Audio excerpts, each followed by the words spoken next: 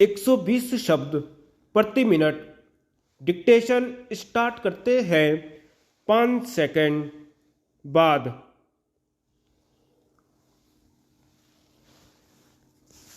महोदय, भाषा अभिव्यक्ति के आदान प्रदान का एक प्रमुख साधन है।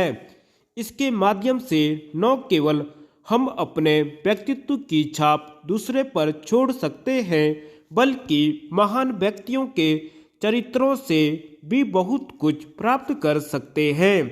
जीवन के किसी भी क्षेत्र में भाषा का अपना ही महत्व है।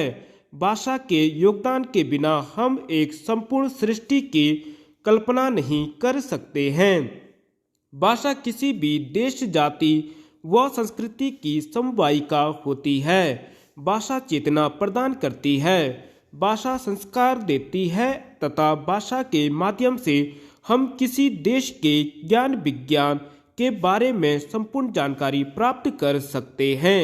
अंतर्राष्ट्रीय स्तर पर भी भाषा ही एक ऐसा माध्यम है जिसके द्वारा एक देश की गतिविधियों की जानकारियां दूसरे देशों को प्राप्त होती है, चाहे वह धर्म का क्षेत्र हो, राजनीति का क्षेत्र हो, साहित्य व संगीत का क्षेत्र हो अथवा ज्ञान व विज्ञान का। भाषा के बिना कोई भी राष्ट्र गूंगा होता है। बिना भाषा के न ज्ञान का विस्तार हो सकता है और न ही विज्ञान का। वही देश गर्व से विश्व मानचित्र में अपना मस्तक ऊंचा कर सकता है जिसने रीढ़ की हड्डी के रूप में अपनी राष्ट्रभाषा को अपना रखा है। बिना अपनी भाषा की पहचान किए किसी विदेशी भाषा में पारंगत होना महज भ्रम ही है। भावनाओं की जो मौलिक अभिव्यक्ति अपनी राष्ट्रभाषा में होती है, वह विदेशी भाषा में किसी भी रूप में नहीं हो सकती।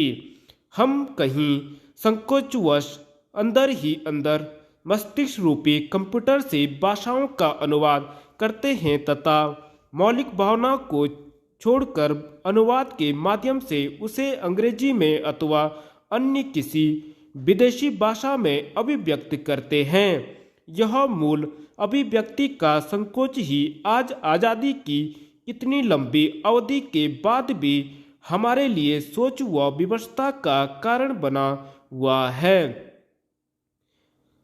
अपनी भाषा आत्मनिर्भरता व स्वाभिमान प्रदान करती है।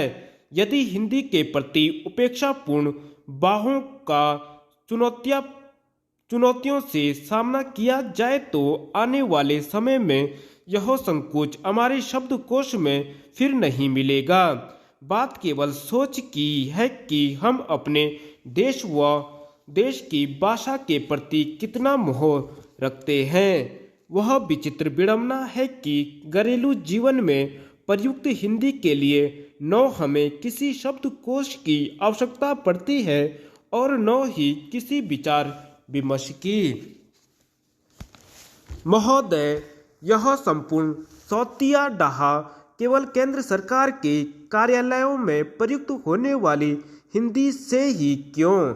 यदि हम यह प्रश्न स्वयं से करें और स्वयं में ही इसका उत्तर ढूंढें तो शायद हमें सही दिशा प्राप्त हो सकती है।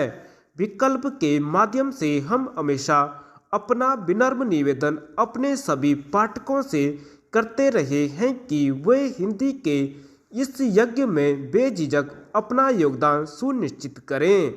इसी प्रक्रिया में जब संकोच टूटता दिखेगा और भावनाएं धारा प्रवाह रूप लेगी तो स्वतः ही हर हिंदी प्रेमी, चाहे वे वैज्ञानिक हों, अधिकारी हों अथवा कोई कर्मचारी, अपने मार्ग में सफलता प्राप्त करते दिखेंगे। इस दिशा में हम अपने प्रयासों में कितने सफल हो पा रहे हैं, यह हमारे प्रबुद्ध पाठक एवं समर्थ रचनाकार ही जानते होंगे। विकल्प रूपी पौधे के पालन पोषण में सुधी पाठकों, लेखकों का महत्वपूर्ण योगदान है। संस्थान के हिंदी प्रेमी निदेशक सभी वैज्ञानिकों तथा सभी अधिकारियों, कर्मचारियों का स्नेह एवं सहयोग ही विकल्प की निरंतर प्रगति यात्रा का द्योतक है।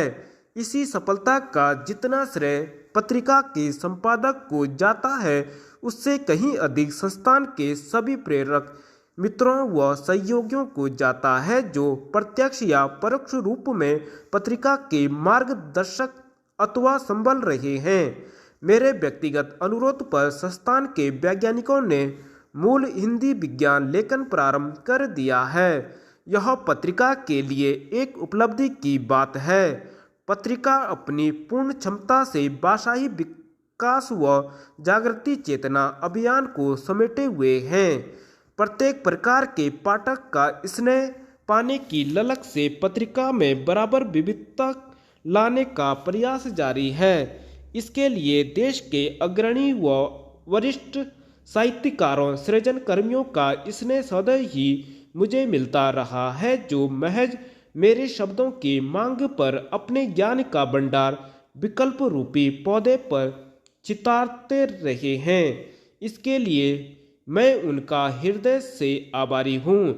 आशा करता हूँ कि अगले अंकों में हिंदी के माध्यम से विज्ञान लेखन अबाध गति से आगे बढ़ेगा।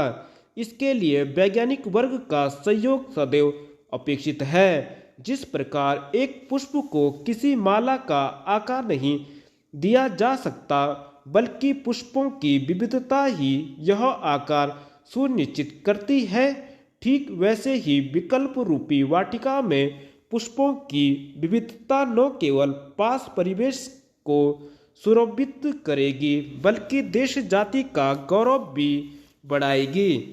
ऐसा मेरा विश्वास है। धन्यवाद।